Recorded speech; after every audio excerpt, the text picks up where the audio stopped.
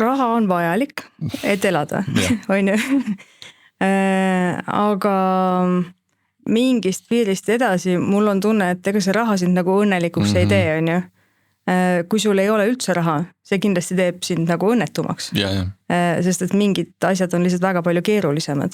Ja kui elu on keerulisem, siis ma arvan, et üks asi viib teiseni ja ongi nagu raskem. Aga mingist piirist edasi, ma arvan, raha ei ole see, mis on nagu esimene motivaator.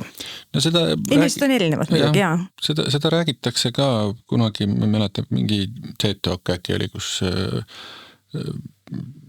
räägiti sellest, et eriti just nagu peaga töötavatele inimestele, et nagu sul peab olema raha või palk peab olema piisav, et nagu hügieenitase oleks kaetud, aga motivatsioon saab tulla hoopis kuskilt mujalt, et sa ei saa rahaga inimest motiveerida tööle. Pigem on see, peab olema seal just see võimalus maailma parandada või mis iganes muu nagu asi sees. Raha peab olema piisavalt, et ei oleks ebamugav. Et see on nagu kõik, jah. Et sa pead andma inimesele seda, mis teda tiksuma paneb. Jaa, just. Aga jah, selles mõttes nagu raha oli kindlasti ka oluline teema selle poolest, et ma andsin endale pigem aru, et kui ma tulen töölt ära, et ega ma siis ju raha ei teeni.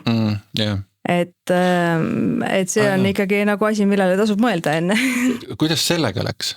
Et just, et nagu päris, ma ei tea, selle praktika ajal juba nad maksid sulle või oli see nagu... Ei.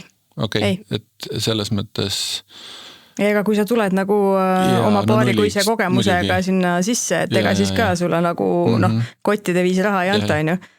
Et kui pikalt sa siis pidid nagu inertsiga purjetama?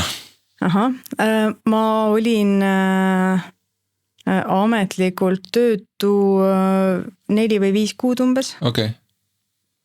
Jah, aga selles mõttes, et see on üks asi, mis mulle juba nagu varasemast ajast oli õnneks nagu kuskilt juba külge hakanud see idee, et mul üks sõber nimetab seda fuck you fondiks.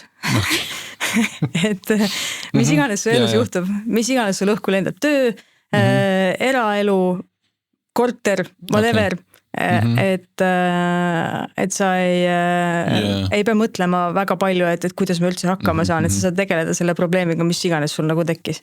Et selles mõttes see nagu talvine tammetõrude varu oli olemas. Ja puukoore all oli varutud tükk maad asju, et sellega sai hakkama. Ja ei juhtunud midagi hullu, et selles mõttes on asi, millele kindlasti tasub mõelda, kui sa teed mingi pöörde. Et ega sa uues valdkonnas alustades ilmselt alustad ikkagi nagu astme võrra, kui mitte 2, 3, 5 võrra madalamalt. Kui mitte üldse nullist, on ju. Täpselt, et sa pead ikkagi arvestama sellega, et ilmselt tuleb oma elustandardis natukene mingeid järeleandmisi teha, et jah,